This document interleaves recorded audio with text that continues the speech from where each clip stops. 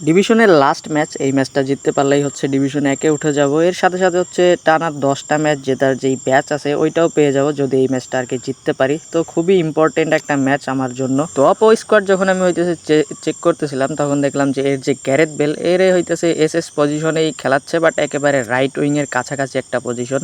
So আমার যে LB আছে তাকে দিয়ে হইতেছে এই গ্যারেথ বেলরে ম্যান মার্ক করে দিলাম। অ্যান্ড এই জিনিসটা আসলে ম্যাচের মধ্যে অনেক বেশি হেল্প করছে আমারে বল উইন করতে এবং কি অপোনেন্টের অ্যাটাকগুলোকে আটকাতে। তো যাই হোক, এখানে ম্যাচ শুরু হয়। ম্যাচ যেহেতু হচ্ছে অপোনেন্টের হোম ম্যাচ ছিল, সো অপোনেন্ট এখানে হচ্ছে কিক অফ করার সুযোগ পায়। অ্যান্ড কিক অফ হওয়ার সাথে সাথে সে কিন্তু তার গ্যারেথ বেলকেই বল খেলানোর ট্রাই করতেছিল, বাট বলটা চলে আসে হচ্ছে মালদিনির কন্ট্রোলে। সো যাই হোক, সেকেন্ড টাইম এখানে আবার হচ্ছে মালদিনির আন্ডারেই বলটা চলে আসে, বাট এখানে একটা মিস পাস অ্যান্ড অপোনেন্টের অনেক দূর থেকে একটা লং রেঞ্জ শুটিং, বাট কোনো কাজের কাজ হয় নাই। ম্যাচের যখন 15 মিনিট চলে এখানে আমরা আমাদের প্রথম সুযোগটা হচ্ছে তৈরি করতে পারি। নেইমারকে দিয়ে বক্সের ভিতরে কাটিং করে ঢুকে পড়ছিলাম, অ্যান্ড আসলে একটা বাজে অ্যাঙ্গেল ছিল যার কারণে এখানে সুন্দর একটা গোলের সুযোগ তৈরি হলেও গোল এখানে স্কোর হয় নাই।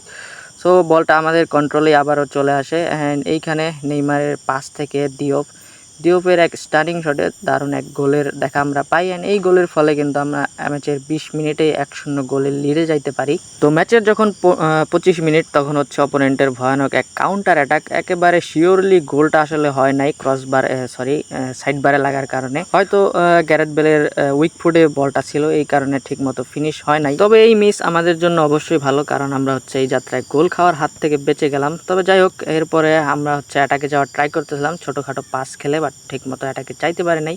এরপর আবারও হচ্ছে মালদিনি এখানে বল উইন হইতে পারে, অ্যান্ড টোনালি থেকে হচ্ছে দিওপের সুন্দর ওয়ান টাচ পাস, অ্যান্ড এইখানে হইতেছে ফেরমিন লোপেসের দারুণ ডাবল টাচ অ্যান্ড শুটে ফেরমিন লোপেজও ওইখানে একটা গোল স্কোর করে ফেলে। তো যাই হোক, এখানে প্রথম আর্ধেই হচ্ছে আমরা 2টা গোল স্কোর করে মোটামুটি একটা সেফ জোনে আর কি পৌঁছায় গেছিলাম। সো এত বেশি চাপ ছিল না আর কি। তো ফার্স্ট হাফের খেলা এখানে শেষ হয় হচ্ছে 2-0 গোলে। তো সেকেন্ড হাফ শুরু হওয়ার পরে এখানে নেইমার এবং ওয়েনের ভিতরে দারুণ 1-2, অ্যান্ড ওয়েনের উদ্দেশ্যে দেওয়া থ্রো বল, ওয়েনের শট, বাট গোলকিপারের দারুণ সেভ। তো এখানে আমরা একটা কর্নার পেয়ে যাই, অ্যান্ড কর্নার থেকেও দারুণ একটা থ্রেটেন কর্নার আমরা নিতে পারি আর কি। তো এর কিছুক্ষণ পরে আমার মিস পাস থেকে অলমোস্ট এখানে একটা গোল খাইতেই বসছিলাম, বাট গোলকিপার ঠিক সময় মতো দারুণ একটা সেভ করে ফেলে, যার ফলে আমি হচ্ছে এখানে বেঁচে যাই আর কি। তো এরপরে অপোনেন্ট আসলে দারুণ চমৎকার আক্রমণাত্মক ফুটবল খেলতেছিল ফার্স্ট হাফের তুলনায়, অ্যান্ড ম্যাচের এক্সট্রা টাইমে সে একটা গোলও পাওয়া যায়, বাট হচ্ছে আর্লি মোমেন্টে যদি একটা গোল পেয়ে যাইতো তাহলে হচ্ছে কামব্যাক হইলেও হইতে পারতো অপোনেন্টের। তবে যাই হোক, এই ম্যাচটা আসলে শেষ হয় 2-1 গোলে, অ্যান্ড এই ম্যাচে এমভিপি হচ্ছে আমাদের